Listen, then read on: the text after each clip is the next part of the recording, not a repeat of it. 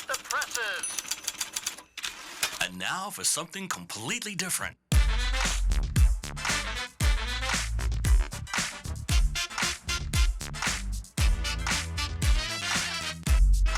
There are no safe spaces here.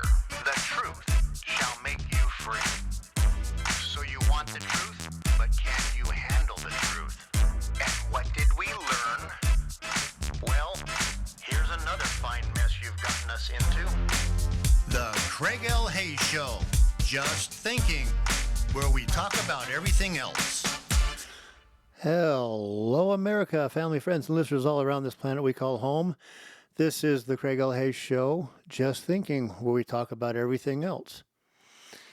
And today, we're going to talk a little bit about, and this is going to go on, I think, 2 sites, because I'm going to do something that I usually don't do. I usually go see movies, or I go see, and I do reviews, and I put it on my It's Showtime Facebook page and Twitter and stuff like that. But I think I'm going to take and do a little review on the podcast and put it on both Just Thinking and It's Showtime. And I've made a list of a bunch of movies I've seen over the last 2 months, and we're just going to go through them real quick, and I'm going to talk a little bit about them if I feel so inspired. But it's mainly just going to be my take on them, and if they were worth the time, and when they do come out on streaming and other platforms, whether it's worth even watching. First, I'm going to talk to you about a movie called Pressure, the story about the D-Day invasion. Oh, let me before this back this up a little bit. It's the 24th of July, 2026, and we are in the Northern Command Center here in Enterprise, Utah. Anyway, back to the movie Pressure.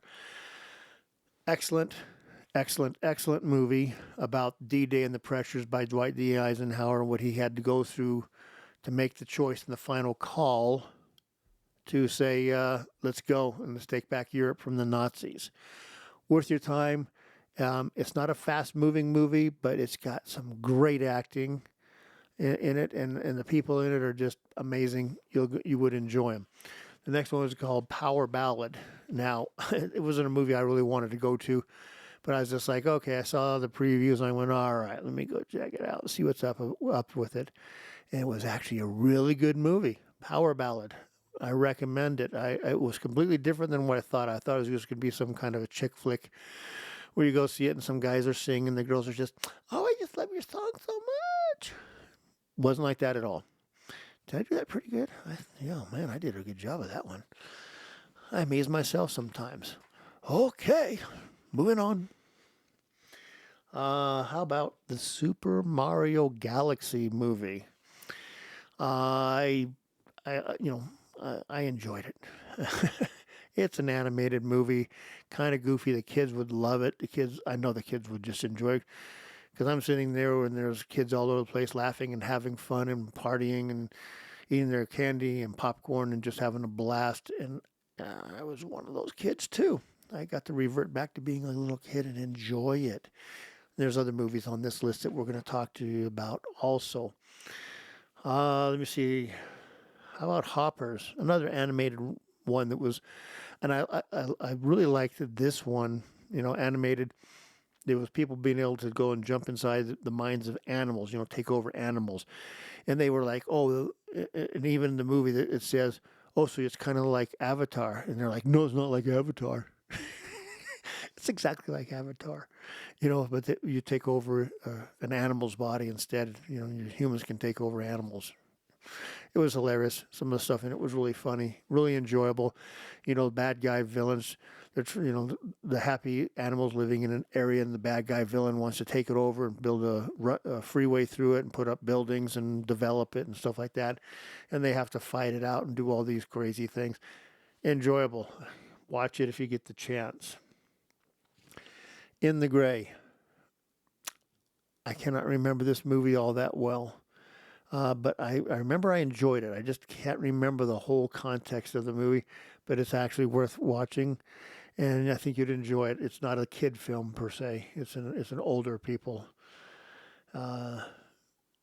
more towards 16, 17, 15, 16, 17, 18 and above type thing. Would enjoy it. Animal Farm. the actual adaptation of a comic book that not a comic book, a animated movie from George Orwell's book called Animal Farm, talking about in a very cool and interesting way, if you've ever read the book, of explaining socialism, Marxism, communism, and different political beliefs, and having animals do it. I think you would enjoy it. It was pretty well done. An Angels Studio movie brought to you on the big screen. Very enjoyable. Here's one for you. It's called The Drama. Had some real star power in it. Worst movie I've ever seen. Even worse than Death of a Unicorn. I couldn't find any redeeming values in this movie. When it says the drama, it's literally the drama. It's painful to watch this movie. If you go to it and you enjoy it, you need to see a psychiatrist immediately. Okay, because there's something wrong with you. The cast were all veterans of the screen, and they put in a good work, but the movie was horrible. I could not wait for the movie to finally end and run away as fast as I can. Run away, run away. Hamlet, take your pick on how you want to say it. Very well done. You're going to have to pay attention to this one. You're going to have to, if you know the actual story of Hamlet and things, you're going to have to pay attention. It's not one that your mind can wander too much. You're going to have to stay focused. There we go. You got to stay focused on this one. But it's very well done. Go see it. You'll enjoy it. Mortal Kombat 2.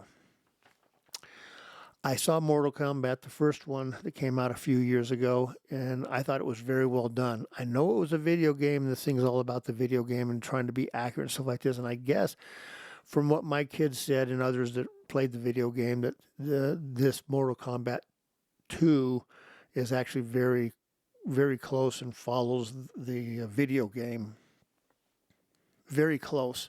So the people that actually like the video game like the movie, and even people like me who never played the video game, I enjoyed it. It was just a lot of action, a lot of fun stuff going on in it. Michael. Ooh, the Michael Jackson story. Go see it. Or watch it. Find it on TV. I think it's on either Prime or Netflix, one of those right now. If you haven't seen it, watch it. It's very, very well done. Granted, it's probably a little skewed towards little overly friendly towards stuff that was going on in Michael Jackson's life, but it still shows his brilliance. It still shows the amazing entertainer that he was. It's worth watching. It's a 2-hour movie, and you'll just enjoy it. You already know the music. Everybody in this bloody world knows the music, so go watch it. Have some fun with it. Oh, here's one that was actually, I saw it twice, just because I didn't want to miss too many things in it. The Mandalorian and Grogu. There's a lot of people talk smack about the guy who plays the Mandalorian. I know he's a real bomb thrower, left-wing wacko guy, but who cares? He did a good job on this movie, and how could you not love Grogu, or Baby Yoda, as so many people call it? It's not Baby Yoda though, but it's a Baby Yoda type being called Grogu. He was a cute one. The little Grogu doll, the character is awesome. Everybody else was pretty cool too. The monsters and everything else that were in there, the robots, all of it was pretty good. I know it got panned by a lot of people who are really Star Trek fans, stuff like that. But hey, get over it. Just enjoy it. The movie is there for your enjoyment, and I think you will if you just go in there and lose the attitude. The next one was called Obsession. It's a big movie still out right now. I went to it with a friend of mine, and I'm never letting him pick a movie like that again. It was actually very well done. It was a lot of stuff that went on. It was kind of a comedy horror film type of a setup, but it's more for teenagers, especially say 15-year-olds through. Even though it's rated R, I think it's if you're 17 through your early 20s and stuff, you'd probably really kind of enjoy it if you like drama and excuse me, and emotionally, how do you say it politely? I'm just trying to be nice here. People who can relate to this. Let's go like that, emotionally destructive or of some sort. The premise is pretty cool, and make a wish on some kind of magic stick, and then it comes true, but the consequences aren't really what you want. But that's okay. Go see it if you really want to see something that's kind of creepy. Plus, it's got some funny things going on in it too. Back Rooms. My son David, man, he turned me on to this movie. He said, "Dad, you got to go check this one out." The guy who made this movie, he's a really big maker of movies on YouTube. He makes all these like little short videos and stuff on YouTube. Excuse me for folks. Sorry, I'm gonna a frog in my throat. Don't know how the frog got there. He probably leaped. But seriously, I loved the movie because the movie couldn't have cost $1 million or maybe less, maybe a little bit more, but it couldn't have cost a fortune to make this movie because the sets were very simple. Everything about the movie was very, very simple. And yet it got its point of creepy, other dimensional store in the basement of a furniture store. And then it just goes from there, and all the creepy stuff that goes on in there, what happens to people that stay there too long, and all those weird things, man. When people put together weird, creepy films and stuff like that, I like that. The Alfred Hitchcock type, suspense and what's going to happen here, and it's just strange, weird stuff. Those are good. Slasher films, I know they're all the rage and stuff like this. I just don't like seeing them. I'm just not a guy that wants to go and see slasher films. Doesn't mean you shouldn't. Just I don't like them. Sheep Detectives, another human and animated combination movie. Hugh Jackman was in it for, I don't know, maybe 5-10 minutes of the whole movie. And then the sheep and the people work together to solve the mystery of who killed Hugh Jackman. Because, and it's a cute way of going about it, and how everybody gets together at the end, and, it ends up being nice. I think you would enjoy it. It's just a good, fun film. If you're going to listen to what I talk about here, unless a film is really bad, I'm pretty much going to give it a go see it if you like that type of a movie thing, because mine is like, was it done well and was it enjoyable? Okay. Not my genre on some of these things, but yeah, some of them were pretty good. Now here's one that you need to go see this one. This one, I had no idea what it was about, but when I went to it, it was just incredible. I had a blast, and I'd highly recommend to go watch it. I think it's on Prime right now, and it's Project Hail Mary. I love this movie. This movie was awesome. What was his name? Ryan Gosling. He did an awesome job in it, and the little rocky crab type alien that he has to try to save. They both have to save their worlds. The little rocky crab guy is trying to figure out how something's going on in the universe, and they have to figure out how to stop something going on and destroying each of their worlds. And they work together and figure it out. It's a cute movie. The little crab guy, I thought he was really cool. Ryan Gosling did an awesome job. He was, he's just a great actor on so many of these things. don't worry about folks. I've only got like 4 or 5 more to go. I know I told you there's going to be a few of them here, but anyways, Minions and Monsters. I love the Minions. I'm telling you right now, I love the Minions. I think they are the coolest little strange yellow blobs of fun you'll ever get to be around. I liked all of the Despicable Me movies. I loved all the Minion movies, the other ones. They're just so much fun, and whoever comes up with these concepts and ideas, you're doing a great job. Keep up the ideas and keep pumping them out every so often. They're just a blast. Love those. Banana. I dig those guys. They're awesome. Toy Story 5. It was well done. The kids are going to love it. Along with Minions and Monsters, the kids are going to love that one too. Adults should enjoy it. Toy Story 5. It's getting old in the tooth, I think. They always said after 3 they weren't doing another one. Then they did 4. It's just a cash cow now for Disney slash what's the group that does it? Can't remember the name of the company that does Pixar. Jeez. Brain fart. Well, see how it works for you when you're 64. Ugh. Recall. I think it's just getting a little bit old in the tooth, and I think they just need to put it to bed. Let the franchise just go the way of other things and call it good. We're missing a few of the players. A few of the voices have gone away because of death and stuff like that. So it's time for it to go away, I think. Here's one you're going to want to see, and I hope they turn this into a 3 or 4 part movie of some sort. That is Young Washington, the story of George Washington. Now, this takes place 20 years before he's even, in command of 1776. This all ends like 1750s. This movie takes place, and when he's trying to become a leader or a military officer for the British. Isn't that funny? He wants to be a military leader with the British and command British soldiers.